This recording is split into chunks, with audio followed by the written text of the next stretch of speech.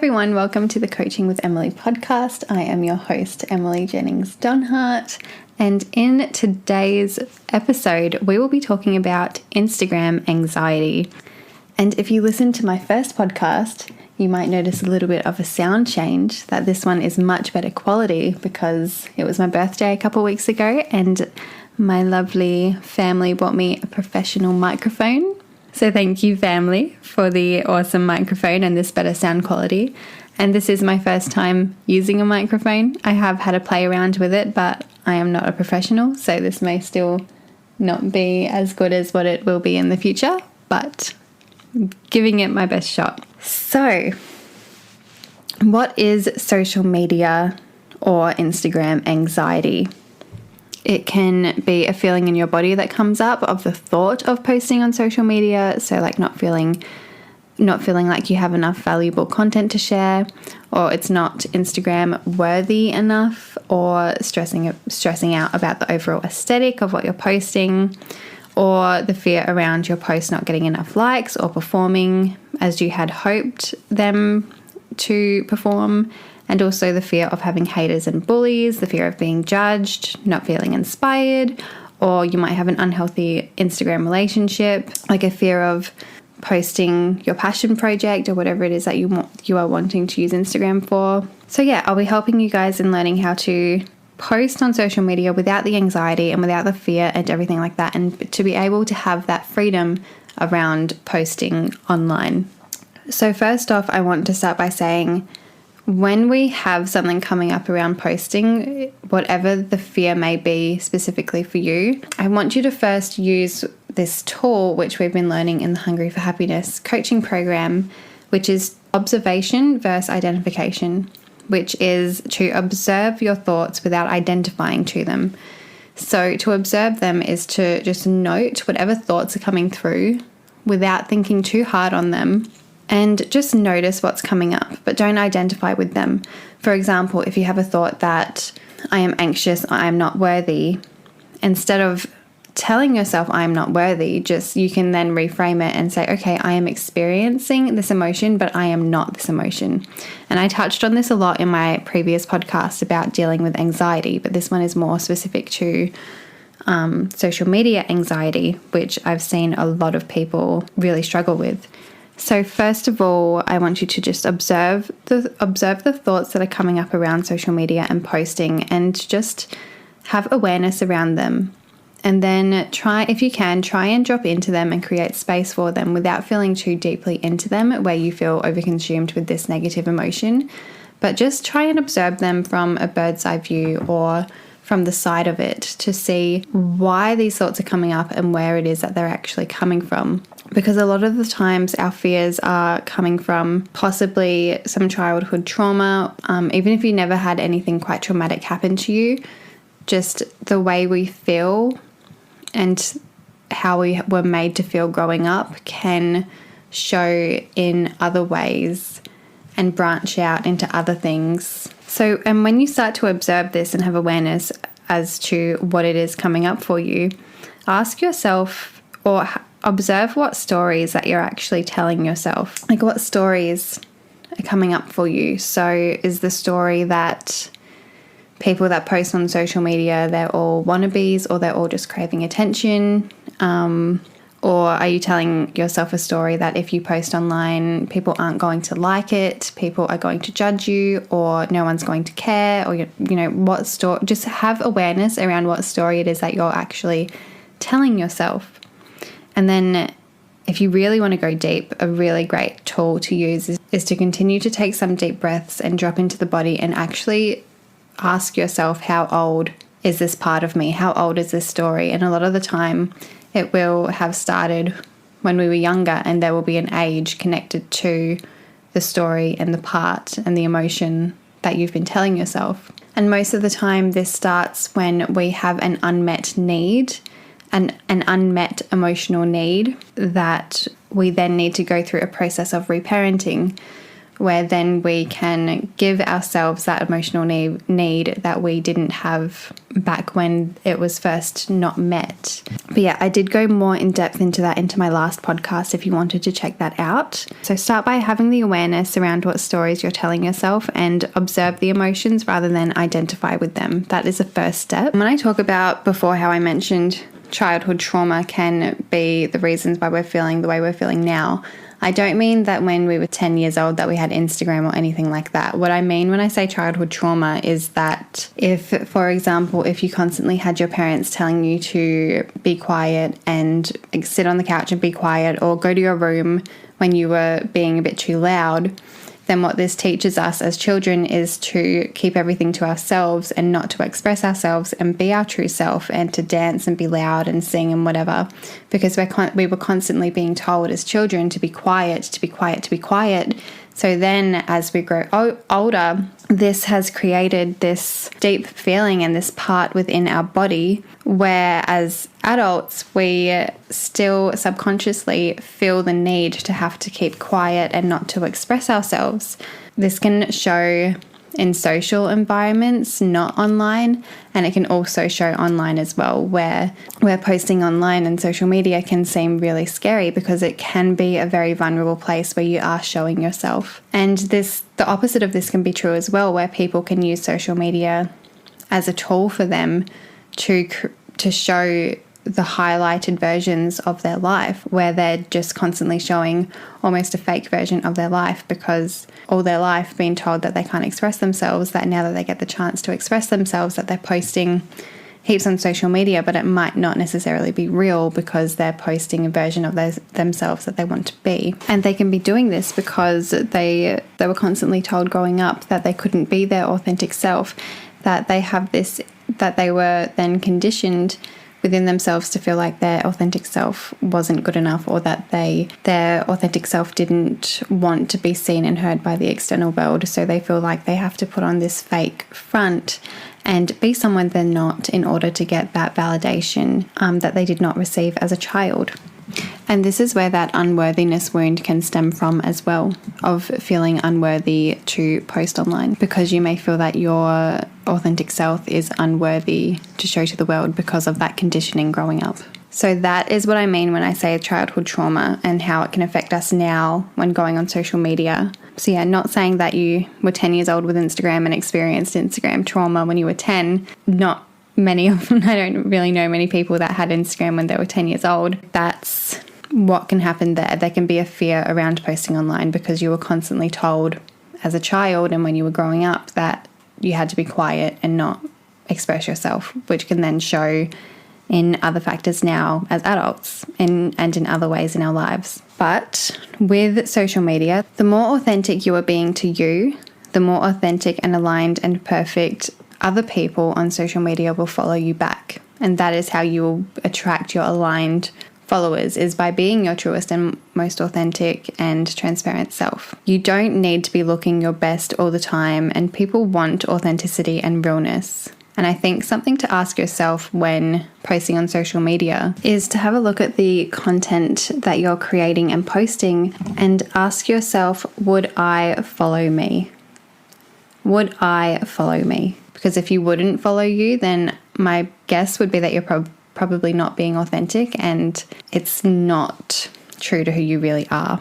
And there's a lot of negativity around social media as well, where people think that social media is this bad thing, that in a world which is more connected than ever through social media, in person we're getting less and less connected, which is another story that we continue to tell ourselves, which subconsciously all these little stories that we're telling ourselves will go into our mind, and then our mind will create supporting evidence in our external world as to why this is true and as to why we should listen to this, which can be very conflicting and can make us really butt heads when we do post online, because we share these two beliefs. We have one belief that there's a part of you that wants to post online, whether this be for business purposes or just because you want to post, share what you're doing, share what you're up to. But then we also have this other belief that social media is bad and it's fake and it's making people disconnected in their lives because they're constantly on their phone. And so it's a real butt-head kind of scenario. But what we need to do is we need to change our mindset to social media and actually have a look at what opportunities social media has allowed us to have. So for me, social media has been a great way to advertise my career and my business. And it's been a really great tool for me to attract aligned and like-minded clients to me through social media. And not only that, but I've also been able to find other businesses through social media, which I wouldn't have found otherwise, which are businesses which I really now support and love and buy from them all the time. And without social media, I would have never found them. Social media allows you to market to people across the globe. So not just in your state, but you can connect with people all over the world. And there's also a lot of accounts that we can follow which motivate us and that have a lot of health tips and knowledge to share with us, which I think is really great. Another opportunity is it allows us to connect with friends and family and to meet new people online, which I think is really fantastic. As long as you're using social media in a very healthy way and you're setting boundaries for yourself where you're not letting social media consume you. And a lot of us can start to compare ourselves to what we see on social media as well, which is very common, which can also be another very unhealthy story that we tell ourselves and that can create this unhealthy relationship with social media is the comparing. But what we're essentially comparing ourselves to is we're comparing ourselves to a fantasy reality. It's not real. We're just seeing people's highlights. So yeah, as long as you are using social media in a healthy way and not letting it overconsume you and your life, same as how we need to have a work-home life balance, we also need to have a real life versus social media life balance as well, to not allow ourselves to not fall into the fake kind of consciousness that we're developing, and just use social media instead as an enhancement to your life, not a dependent, because a lot of people depend on their phone and social media as a distraction in their lives, or just to escape reality, I suppose. But we need to have that healthy balance. This is extremely important. When social media is over-consuming our life and we don't have any boundaries in place, then we do rely too much on it, and it's very easy to let social media over-consume us. So something really, really important, which is quite often overlooked, is that when we're going on social media, a lot of people have these unhealthy expectations on social media and these unhealthy relationship with social media, and they feel like social media is changing us and everything. But social media is not changing us. It's exposing who we actually are. And if we use it well enough, it can actually be a really great lesson to us, and we can discover a lot about ourselves. So in order to feel comfortable to post online, we really need to change our mindset to social media, because social media has a lot of opportunities and it can be an extremely great tool in so many aspects of your life if you are using it in a healthy way. And like drugs and alcohol and other things, social media can be an addiction for many people. And I can't remember who did this study, but there is a study out there where in a recent study, they discovered that as evolving humans, we are developing two consciences now. There is our real life consciousness, and then there is our social media consciousness. And it's very easy for people to fall into preferring the social media consciousness over our everyday consciousness, because social media is just the fantasy highlight of people's lives. It's not transparent, it's not the real things that's going on. You don't see people's struggles, or if you do see people's struggles, you're definitely not seeing all of their struggles. You're just seeing a lot of their highlighted parts of their life. So we really need to work on changing our mindset to social media, and also setting good boundaries with social media too. In order to have a healthy relationship with social media and to post confidently without that anxiety, we need to change the stories, like I touched on earlier. We really need to change the stories that we're telling ourselves. And even if you feel like you're not consciously telling yourself stories, you're still creating emotional imprints within you by things you are doing and the behaviors you're having around social media. and the habits that you're creating around social media. So some very healthy boundaries to have is to not rely on social media. There's all these different kinds of protectors that we develop for ourselves in order to not feel pain and in order to not feel negative emotions in our life. And one of these protectors is called the avoider. And the avoider can be where we avoid our situation and the problem and avoid dealing with our situation head on. And instead, a way of avoiding things is by going on social media or watching TV, or it can be sex or alcohol, or, just avoiding dealing with the problem and going to something else. And social media is a big one for that, which really it means that we're relying on social media rather than dealing with our problems, which can then create this unhealthy connection to social media because we're connecting social media as this distractor in our life, where instead of dealing with the problems and doing what we're meant to be doing, and it doesn't have to be necessarily avoiding painful situations. It could even be just avoiding studying or avoiding doing work and things like that. We can go on social media to distract ourselves, which can then create a little bit of an unhealthy relationship because we end up initially going on social media thinking it'll just be like a couple minutes just to look on the updates. And before you know it, you've been scrolling through social media for like 2 hours, which is very easy to do, especially if you have TikTok and the new Instagram Reel feature as well. It's very easy to waste a lot of time on there. And another very important boundary to set is not going on social media for the first hour after you wake up.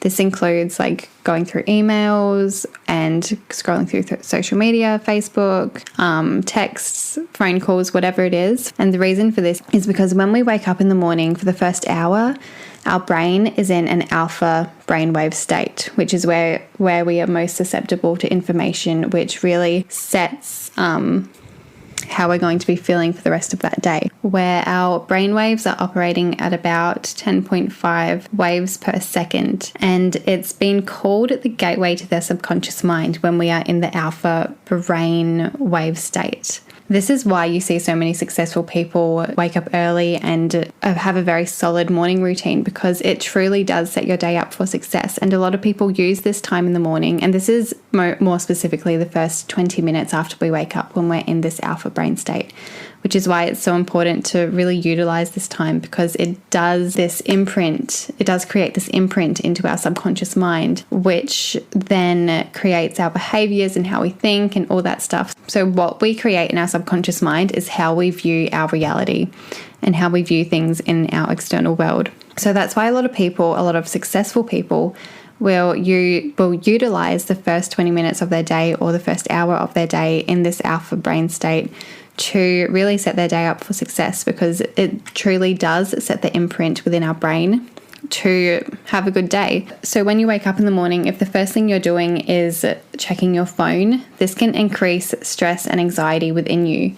And subconsciously, you're creating this link to social media with the emotions of stress and anxiety. And when you're being bombarded with new messages, emails, and to-dos and other things which create stress and anxiety, it can immediately, it doesn't set a good tone for our day, and it can create these negative imprints within our subconscious mind, which then will carry out into your day. And if you're doing this every single morning, there's no wonder why you're feeling anxious around posting on social media and things like that, and have an unhealthy relationship to your phone if that's the case. If you are going on social media, you are putting other people before yourself. The first 20 minutes to the first hour within your day should be all about you. It should be about setting you up for success, and by reading a book or going to the gym, like moving your body or doing your affirmations, meditating, doing yoga or journaling, something that's to do with you. Because if you're going on social media and your brain is in this alpha brainwave state, and you're literally telling your subconscious pretty much in this gateway to the subconscious that you are relying on other people for whatever it is that you feel like you get from looking at social media, that you are relying on other people rather than yourself. You're just letting other people's opinions and requests and advertising and emails and all that stuff to pollute your way of thinking. And another way to think of it is, if you first thing in the morning, these people that you're seeing online, they're real people. A lot of the time we can forget that the people on the other side posting these things are real people, as well. You know, they have lives and other things. And if you wake up in the morning, would you let all these, hundreds of people will walk into your house and bombard you with all of these things? No, you wouldn't. You need to have respect for yourself and really prioritize your time and set healthy boundaries, especially first thing in the morning, because this does, when we are in that brainwave state where we are directly in contact with our subconscious mind, you really want to set the tone. And our subconscious mind is so, so powerful. So if you are looking at social media first thing in the morning or emails or whatever it is, then you are setting the tone, not just for your day, but for your life if you continue to do this. You might be wondering what this has to do with having anxiety around social media. But like I said, with the subconscious, if you're looking at your phone in the morning, you are creating that unhealthy connection to feeling anxious and relying on other people for validation or whatever it is that you're doing. So a lot of people as well with posting online have this fear within them they have this internal fear of not fitting in. And I heard this really beautiful phrase or this quote online. I can't remember who the quote was by. I'm really bad at this. I need to start writing everyone's names down every time I see a good quote. But from my memory, when people go to art galleries, people aren't going to art galleries to look at the same piece of artwork over and over again by different people or to look at similar artwork. They go to galleries to look at the most unique piece of art, because in that most unique piece of art has the most beauty in the differences and that it's so different to everything else. And people will stare hours and hours at this unique piece of artwork because of its uniqueness, which I feel like is a really beautiful, well, it's not really a quote, but it's a really beautiful statement because it I find it really resonates with this, your fear of not fitting in. Your uniqueness is a gift, and you can really use your uniqueness to your advantage with posting on social media, because people want to see different things. They don't want to see the same thing over and over and over again. They want to see different. So that fear of not fitting in is really just a big disadvantage to you, because it's a very irrelevant fear to have, but should also be acknowledged. And, it's normal to feel this way. A lot of us do feel this way. If anything, your fear of fitting in is literally the biggest thing holding you back, because fitting in will get you nowhere. And if you were to fit in, it will get you nowhere because no one wants to see the same thing as what everyone else is doing. So being authentic will radiate pure energy than trying to be an ideal you. People react from energy, and people love pure, authentic, transparent energy. People want you to be you. And another really beautiful quote that I've heard, and this is from the Lively show in 2014, which is, authenticity is not needing external approval to feel good about your actions. So that's authenticity is not needing external approval to feel good about your actions. I just thought that quote was so, so beautiful and quite relevant to what we're talking about. So how to know what to post in alignment with your authentic and truest self. So this is something which will come over time without having the overthinking and the perfectionist side of you coming out. This is something which will definitely happen over time, and is something which I am still in the process of learning and really discovering myself, which is to post in alignment with my truest authentic self. And this is by doing the internal work on yourself first, because it will get easier each time. And there's something at the moment that we're learning in the Hungry for Happiness coaching certification course that I'm in, which is there is 3 kinds of energetic states. There is our structured mind, which is when we are really in our heads and we're very heady and very structured and very our to-do list, and it's one thing after the other, planning things, all that stuff. And then below that is our soft mind, which is sort of that feeling you get after a yoga class. You're a little bit flowy. So structured mind is like how you feel going to the yoga class. That's where you're going. That's, you're very structured. That's what you have to do. And then soft mind is the feeling after the yoga class. And in the soft mind, that's when your breaths are a little bit deeper, you're calmer, and you're, instead of being in your thoughts and identifying with your thoughts, you're just observing them and letting them flow by. And then below the soft mind is embodied awareness. And in this embodied awareness place, this is where we're just pure presence. We're just our soul We're just a soul, an energetic light and being within our external vessel body. We are just pure presence. There's no thoughts. We're just with whatever emotion is coming up, whether this be bad or good. We're just presence. So a really great way to know what to post in alignment with your authentic self is to try and get in that soft mind or embodied awareness and post from that state rather than the structured mind. And another way of looking at this is structured mind could also be resembled as masculine energy, and soft mind and embodied awareness is more the feminine energy.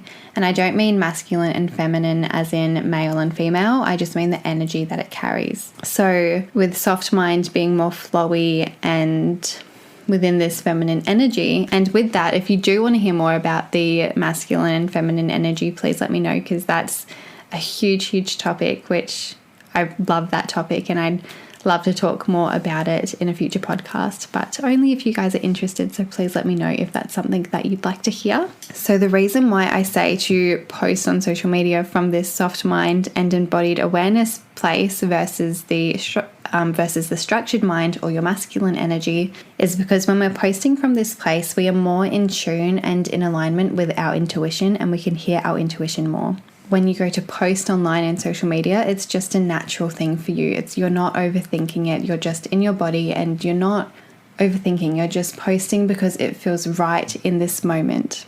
Another thing as well you can do to know what to post online in alignment with your authentic and truest self is to look for motivation and ideas from other people that you really admire and that you really enjoy following on social media, because on social media, it's a really great reflection of what it is that you really like to look at. And it's a really great representation of what's going on internally for you. And I touched on this again in my previous podcast, but make sure that you are following people which do motivate you and do bring you joy. You don't want to be, and this sort of touches on what I mentioned earlier about setting healthy boundaries. So if people are triggering you online, then you really need to, what I really strongly recommend doing is just culling a whole bunch of people that you're following and, going through the list of people that you're following and just doing a cull of the people that you're following. Like, just remove people that you find triggering, and this can be triggering in many different ways. This could be triggering in, following people that you don't actually enjoy seeing, but you're following for the drama, or you're following if you're currently processing and going through a lot of self-love issues at the moment, and you are carrying a lot of insecurities that you're working through at the moment, and you're following people that make you feel even more insecure about yourself, then I would strongly recommend removing and unfollowing all of these people, because essentially as well what you're doing is you're subconsciously setting this benchmark of what you think social media should be and what you think that you should be posting online. But this is not true. This is just a made up story in your head. So that's another really healthy boundary which I would recommend setting in place, is to just unfollow anyone that triggers you or is triggering any negative emotions in you, and just follow people that you find really motivating. That really motivate you and that inspire you. And from this place of following people that inspire you, this can give you motivation and ideas of and setting that benchmark of what you feel like should be posted online, because this is more in alignment with your truest and most authentic self. And when I say getting ideas from these people, I don't mean copying what they're doing, or if you do copy something that they're doing, always give credit to that person. And I definitely believe in karma. So what you put out into the universe, you will also receive. So the energetic exchanges between them. So make sure everything you're doing is coming from a positive and genuine place. And always give credit to people if you are getting ideas from them. Give that person credit for that idea. Or you can turn it into your own, where it's stemmed from their idea, but you've turned it into your own, where it's not actually copying them at all. But if you are copying them or using their idea in any way which still mimics their initial idea, definitely give that person credit. And so to conclude that bit is by following people that motivate you and inspire you, you can then use this as a mirror to reflect what it is that you truly want and what it is that's really going on within you. And then that will give you a better idea of the sort of things which you would then like to post. And then what I touched on earlier, asking yourself the question is, would you follow you? And that's a big one, because there was definitely a time and place where I would have not followed myself on social media because I did not like the things I was posting, because I was trying to fit in with everyone else and just post what all the other people were posting, but really it wasn't in alignment with myself. So yeah, that is definitely some food for thought there. Something that I very briefly mentioned earlier, which is the energetic exchange that happens online. And I end with the whole karma thing, which I mentioned earlier. So what you put out into the world, you will receive. So if you are wanting people to like and engage with your posts, you also need to put that out into the universe and engage and like with posts that you like. But when I say this, I don't mean just commenting things for the sake of commenting and liking things for the sake of liking them. It needs to come from a very pure and genuine place within you to do this. So if you see someone's post online which, you genuinely like and you genuinely enjoy seeing their content, comment on their posts and let them know how much you really value their content and, like their posts, because a lot of people will just scroll through social media and not like anything, not comment, which in my opinion is putting out quite a negative, energetic and spiritual exchange out into the universe. And also some people can become very overconsumed with relying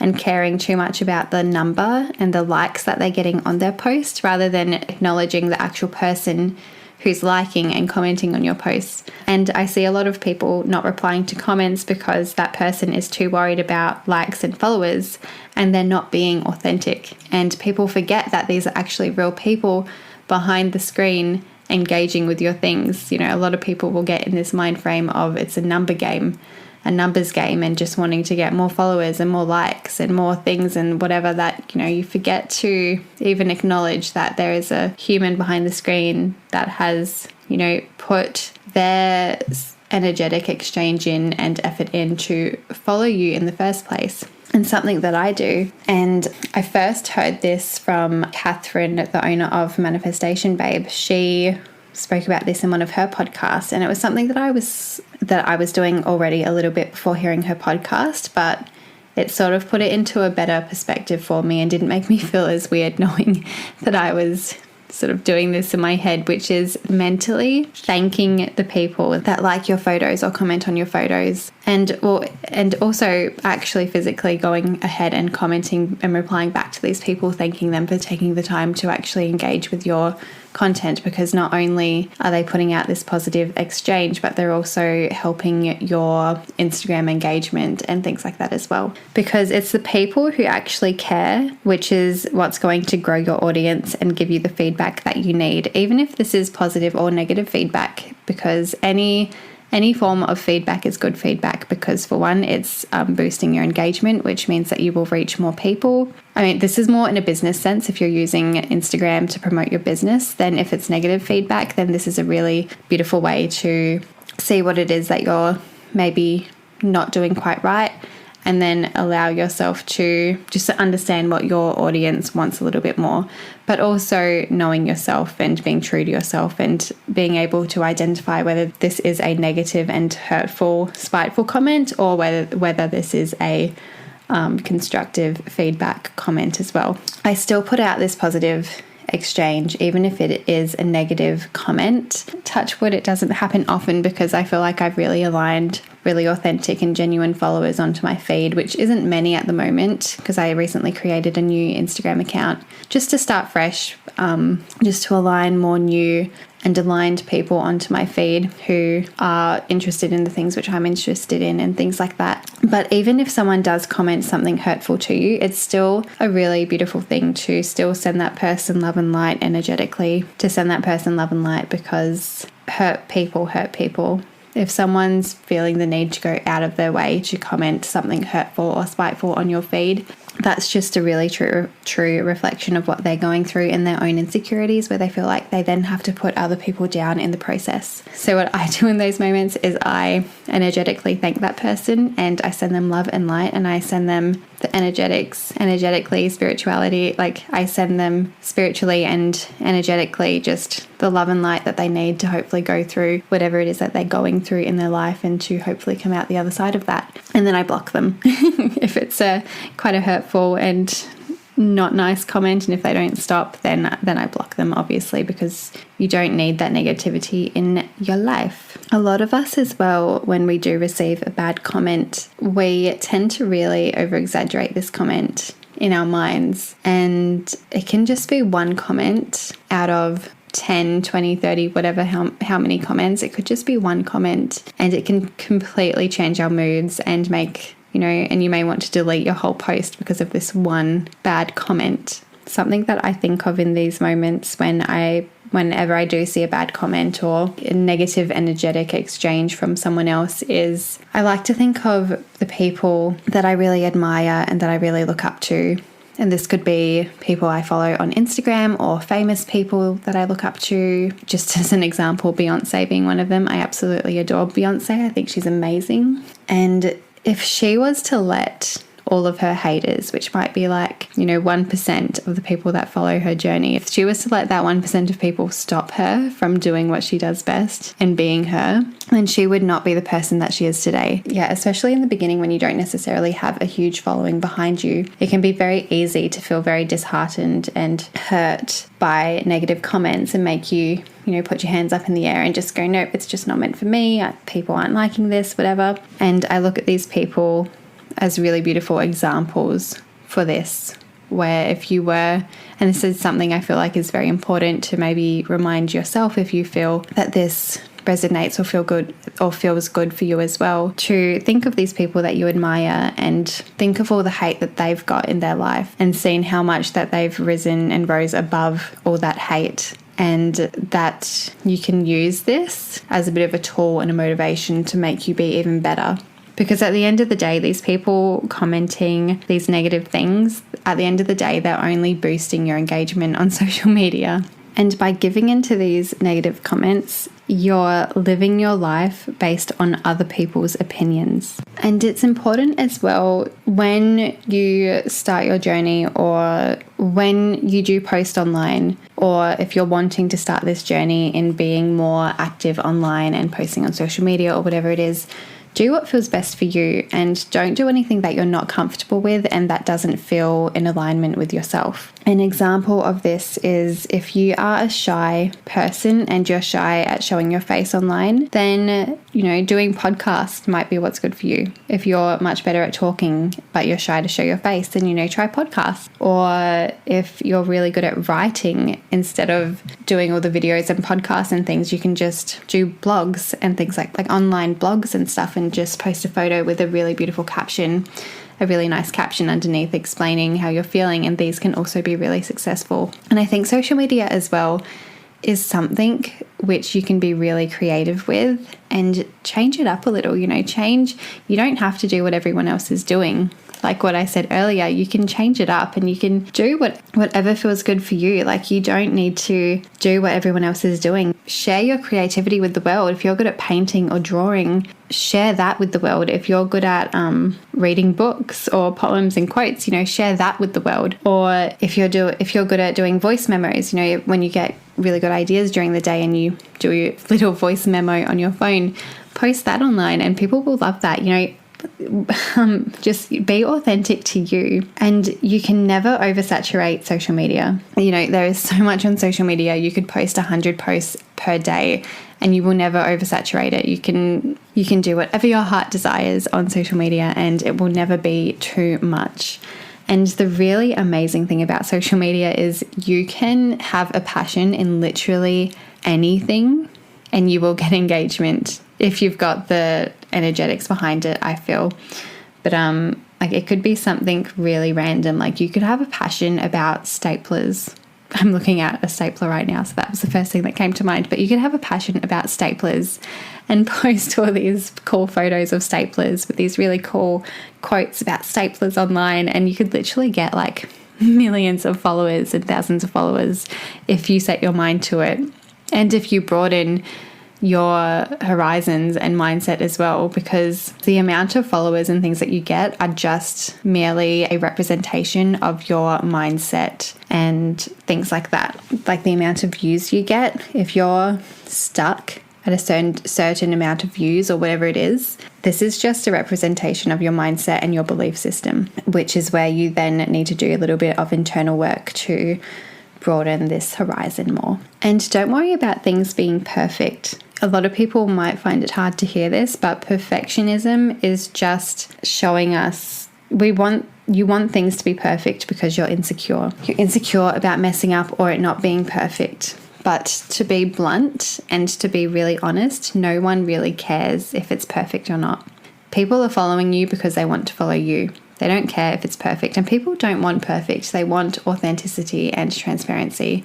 So fuck perfectionism. Just be yourself. If you feel like posting something which in your mind you're scared won't get any likes, who fucking cares? Just post the thing because it's true to you. If you only get one like on it, who cares? And that's another thing with creating this positive exchange with social media.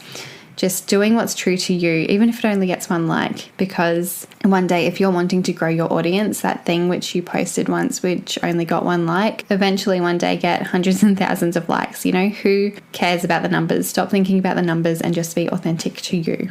So I hope that you were able to pick up what I was throwing down in this podcast, and that this landed and resonated with you, and that you were able to take something away from this podcast. And to finish off this podcast, I want to finish it with a quote by Michael Jordan: authenticity is about being true to who you really are, which I think is so, so important. And if you want to reduce your anxiety around posting online, being authentic and establishing this relationship with yourself, once you get to a place where you trust yourself for who you are and you trust that your authentic self is beautiful and how you should be and how you're meant to be, then posting online will not hold any anxiety for you anymore, especially if you follow the tips which I mentioned throughout this podcast. But yeah, I really hope that you were able to take something away from this podcast and that I was able to help you in one way or another. But yeah, I'm sending you so much love and light, and I look forward to sharing my next podcast with you. If you'd like to reach out, you can find me on Instagram, and my handle is coaching_with_Emily. And I really encourage you actually to reach out to me on Instagram and let me know what you thought of this podcast. And if you have any questions on anything, I would be more than happy to answer any questions that you might have, or if you would like me to clarify anything at all as well. I think down the track I may end up making a part 2, but I'll definitely be posting more in the future regarding anxiety and all of this stuff as well. But yeah, sending you so much love and light, and have a beautiful rest of your day wherever you are in the world. And yeah, I'll see you next time. Bye everyone.